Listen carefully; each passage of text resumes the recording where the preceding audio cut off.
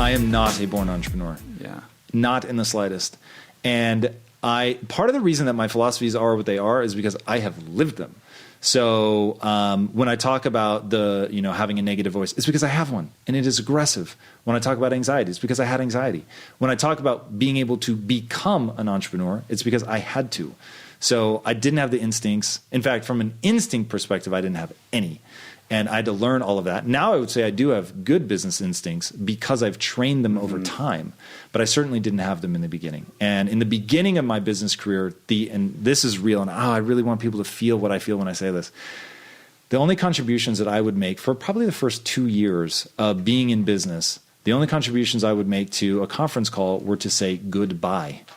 And I remember looking forward to that because I was finally going to get to say something.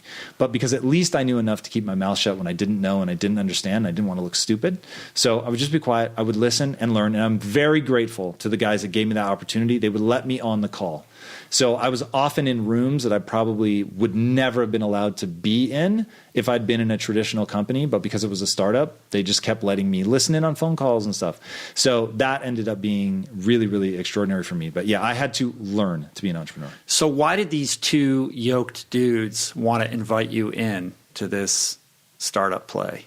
Like, what was it about you that attracted them to you? So what words would they use? So they thought that I was bright. They thought that I could write. And they thought, we need a copywriter. So let's bring this guy in. We're basically going to get underpriced talent.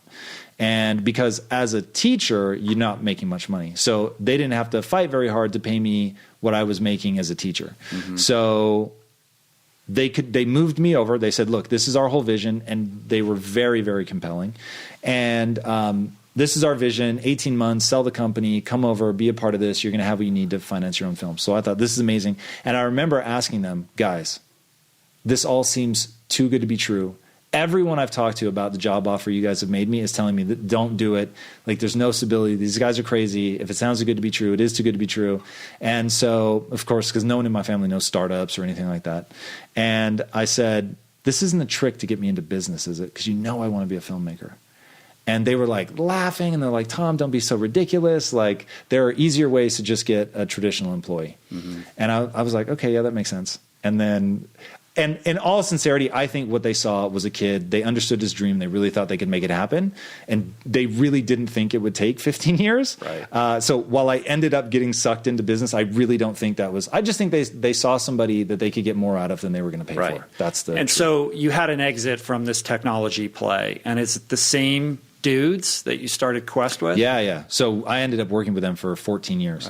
Right. So what started the technology company was rapidly turning into I don't know what this is going to be. So at about 6.5 years, I went in and quit.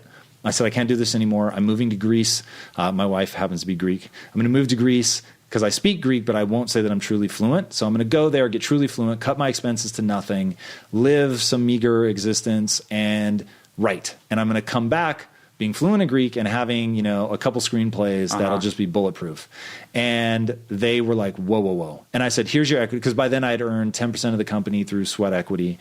And I said, here's your equity back. If you sell the company tomorrow for $1 billion, you're never going to hear from me. I get it. I'm not crossing the finish line. I shouldn't get anything for this. And that was huge for me, because I really believed at that moment that I was walking away forever. And I knew no matter what, I would never, because they had been sued by other people who felt in previous companies. And they were always like, God, that's so gross. You create opportunity for people. And I was like, they created opportunity for me. I'm walking away. So I was like, yeah, there it is. And I'm going to go do my thing. And they said, look, we could do this without you, but we don't want to. And that's what I needed to hear to reconnect and to the brotherhood and be about something other than the money. And so I said, look, I've already done the hard thing, which is quit. So now let me tell you who I really am, what I'm really about, what drives me. And I thought that my primary driver was getting wealthy, and I realize now that it's not. And my primary driver is fulfillment. And chasing money does not fulfill me. And so, hey, I'm living the cliche of money can't buy happiness. So you had that realization before the money came in? Oh, yes. Well, yes. So on paper, I was technically a multimillionaire, but let me tell you, there's a huge difference between paper money and real life money. So when I gave back the equity, I was giving back about $2 million. But it was just paper money. It's not real. Right. So I don't expect some like, oh my God, that's so amazing. Right. It was, maybe one day it'll be worth something, maybe it won't. But you didn't go to Greece. I did not. Right. I didn't even make it home. And you I was didn't- pulling into my driveway Yeah. when they called me and said, come out to dinner with us. And then that changed the course of my life, because then I could finally say, like, look, I want to create value in people's lives. I don't just want to sell them something. I didn't use the words authentic at the time. It's a buzzword now, but back then nobody was saying it. But what I said was, I want the company to reflect our real personalities, who we are, what we want to do in life, the things that we're passionate about. I want it to just pour through in everything that we do.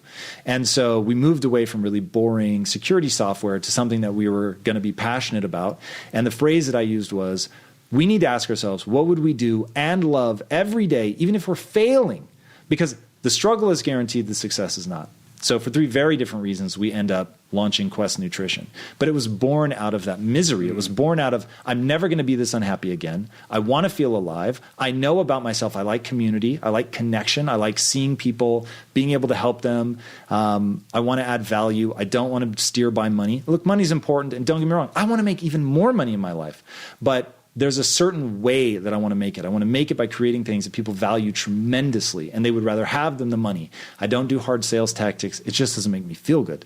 So there are ways to generate tremendous wealth in your life that are all value add, humanity plus. And so that was the driver. Now, part of the reason that we ended up being so successful is, while that's now en vogue, at the time, everyone thought we were crazy. We come out talking about authenticity, about passion, about community, that there wasn't, social media as a phrase didn't exist, but using today's language, we're going to do all of this socially. All of our marketing is going to be social media. I'm going to use storytelling. I'm going to go back to stories. I'm going to tell people what it means to support this company, to buy this product. What does it say about them? Who are they? Who are we? And then we're going to step forward as people, as individuals. We want people to know who we are. And we're going to put employees first. So it's employees first, then customer. And when you do that and you're building this like tight ecosystem of people that you believe in, that believe in you, it's just, man, it's really extraordinary. And now it's a movement, but we were early, just early enough, using social media just early enough that we just broke and it just went crazy.